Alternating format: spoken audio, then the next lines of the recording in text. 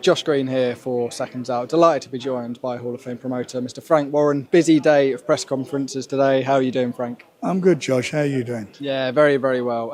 We'll talk about, first of all, what we saw kick off this afternoon.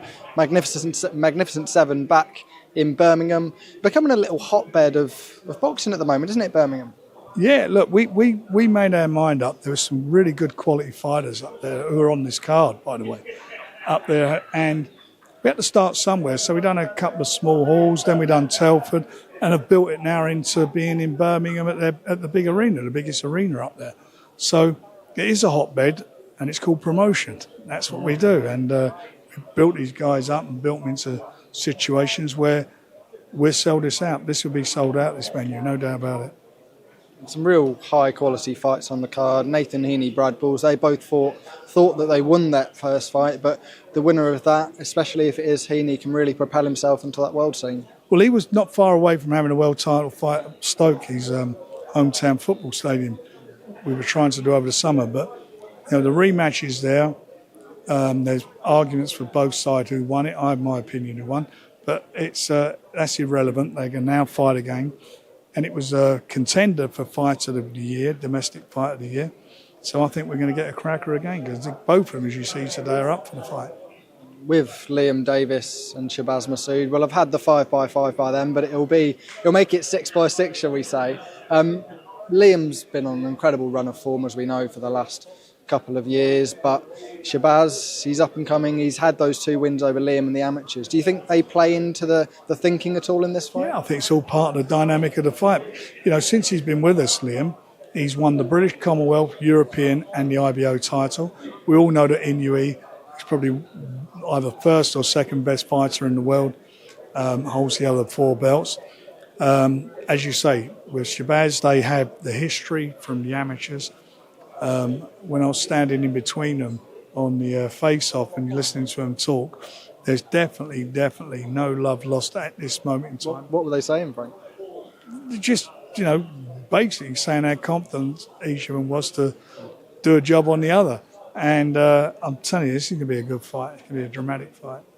Saul Dacres and David Adelaide on that one as well. No David Adelaide here today. Is that a little bit frustrating? He's supposed to have been here. He's not here.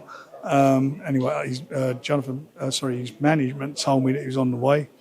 But anyway, the fight will go on, and that's a cracker as well, because all these heavyweights now, a lot of them are coming to the end of their careers. They're older guys, and all these youngsters now will all be jostling into position to fight for titles on the way up, and to hopefully get themselves in a position where they fight for world titles. And we're blessed with heavyweights in Britain, so it's great for us. And I feel this one is a very important fight for both of the fighters. Let's reflect on Saturday night, starting with the fighters that we saw here today. Mark Chamberlain, he's Turki Al-Sheikh's favourite, His Excellency's favourite, and I'm sure he's becoming a favourite of a lot more people now. He certainly is. I mean, he's taken advantage of that platform. I didn't expect him to beat Wahab so quickly. I thought he'd win the fight. I mean, that was a statement. That was a statement win. I think he was 23-1, wasn't he? I think he was 23-1. And he looks, he's in fabulous shape. But, those 2 punches he threw, those 2 knockdowns, were something special. In Moses Atalma, you've obviously got, and many fighters have told me this, the future of the heavyweight division, somebody who's going to win world titles, going to win multiple world titles. What position, in your opinion, is he in now? And how far away is that? We know he wants to do it quick. Look, he's got a way to go. People are very impressed, as I was impressed when I first seen him for the first time when he was 15. Very impressed with him. However, you've got to do it. And at the moment, his last fight was, he fought again a guy who was 23-1, experienced bloke. He trained for a 10-round fight. That's the first time. So I want him to be doing that, maybe one more fight, and I think he'll be ready to fight for the British title. British title, whether it is Fabio Wardley that's still there, Fraser Clark that's still there, he's ready for that? Whoever's there, he'll be ready to fight, and it'll be a great fight. Anthony Kakachi, someone who's waited for his opportunity for a long, long time, 35 years of age now. We didn't know whether that was going to come, but when he got the opportunity, boy, did he take it. He did. Look, he's had a bit of a stop-start career. He could have been more busier. That was basically down to him. But the facts of life are he trained in his training camp went 100%. He was a big underdog, in with a very good fighter with Joe Cordina, and he bossed the fight. You'd have thought he was a champion. I'm not being disrespectful for Joe, and he bossed the fight from the beginning, and 2 knockdowns, and it was a great stoppage for him, and I'm pleased. I'm so pleased for him. I'm so pleased for his own hometown and Northern Ireland and Britain. We've got a great champion. He's a very, very good quality champion. We have to move on to Tyson Fury. I know you spoke to our Radio Raheem the day after the fight, but have you spoke to Tyson since in the last couple of days? How's he feeling? He's obviously not happy. He's lost, and why would he be? He's a bloody, he's always been a winner, and he wants to put that right. And he said, "I want the rematch." So that's the position we're in. The rematch was signed well before the fight took place on Saturday, so that's there, and hopefully we'll be able to announce the date soon. He's obviously triggered that rematch clause. Did you have any advice regarding the rematch? Were you fully in when favour? he said that in the ring, I actually said to him, go home, think about it, think about what you want to do, spend some time with your family. There's no rush, because there is a contract in place for the fight, and you don't have to say anything yet. But he was that's not Tyson. I want it, and he's got it. Is there any advice you've given him on the outcome as such? You were sitting there watching ringside. You've seen many top-level fights. Where did it go wrong for him? Look, it was a very, very close fight. I mean, I give it to Tyson by a round, and I know people have given it by Usyk by a round or 2. Some have scored it as a draw, and I mean, quite different opinions here today with the various people here. Having said that, at one stage of the fight, I thought he was on the verge of stopping Usyk when he caught him. He caught him with those uppercuts. Maybe a few more uppercuts, but more importantly, using his jab more. That would have cemented it. And I ran to the corner. I think it was in the beginning of the 11th round, and said, "You've got to win these last 2 rounds." That was my opinion, for what it's worth. But we all look back at it, and it's like everything. You can always improve on anything. We can always improve, and I'm sure. Tyson, who's the guy who's getting the ring, will look back and know what he has to do. You say you ran to his corner with 2 rounds left and said he needed to win those 2 rounds. That seems not to be an opinion that was shared by his team. He said post-fight. Right. That's what he said. I mean, I didn't hear him say that. They said they thought he won, and I would not. Listen, that's what they said. But for me, going into a fight of that magnitude, you got to be emphatic in winning the fight, if you know what I mean. You go out, not to just move around, but they were the instructions. That's what called it to Tyson. They were the instructions, and it is what it is. Nothing can change. All you can do is look at it, and think what you can improve on. Those 2 guys gave their all. It was an epic of a fight.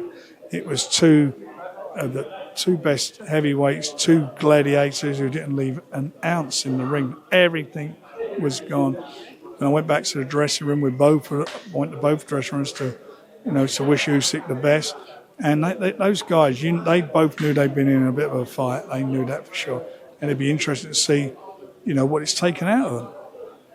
In that corner, you've got 2 very experienced trainers in Andy Lee and Sugar Hill Stewart.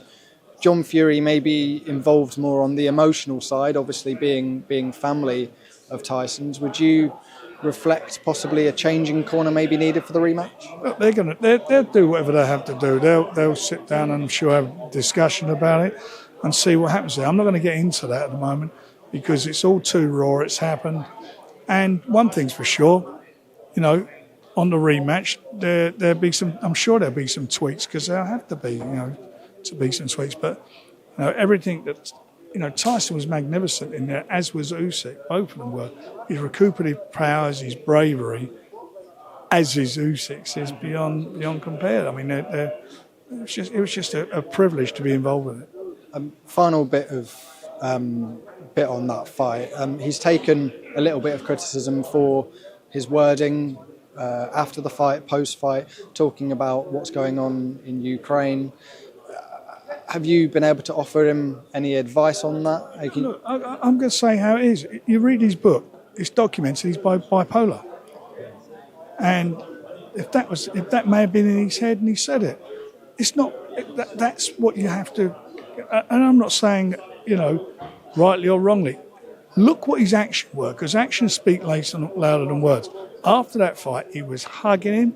He must have kissed him about 3 times. And I got to tell you, there was such mutual respect there. And I spoke to Tyson, and he was telling me, what a tough sod he was, and how much he respects him. I'm not going to focus on that. He has bipolar, and sometimes, on rare occasions, he'll say what he is, and I'll keep banging on to everybody. Go on the NHS website, go and look at the symptoms, go and look at what happens, and that's it. It's a mental illness. It used to be called manic depression, and he's done wonders to get where he's got to, suicidal and so forth, to get to where he's got to last Saturday night and be a champion for mental illness and not be afraid to tell people. Because a lot of people wouldn't say that. They'd keep it, it'd be kept quiet. He's come out, he said, look, if I can do this, I know it's a problem for me. If I can try and overcome this, then I hope that inspires you if you suffer from the same thing yourself. And that's what people should be looking at, not keep waiting to stick a knife in it. He's a good person, Tyson, and some of the stuff that was said by certainly some of those feature writers who show up at the fights once in a blue moon, know shit all about boxing. They might be good writers, and I'm not knocking their writing ability, and certainly know nothing about, keep referring to stuff without actually saying, by the way, this guy does have a problem. He does have a problem. Is it unfortunate that that's the thing after a magnificent fight and a magnificent occasion that it's being focused on? With the great respect, you're asking me again, and I sort of look at it, and I can only explain it how it is. He's not a bad person. He's a good person, and he's a decent. He's got 8 or 7 kids. He's got a good wife. He's a family man. He does everything. He's been brilliant, and he's been brilliant for British boxing. And he's been involved in the best heavyweight fights this century, without a doubt. The fight with Deontay Wilder, that 3rd fight, was an unbelievable epic fight. At that time, the best heavyweight fight I've been to and seen live. And this one on Saturday. Epic occasions.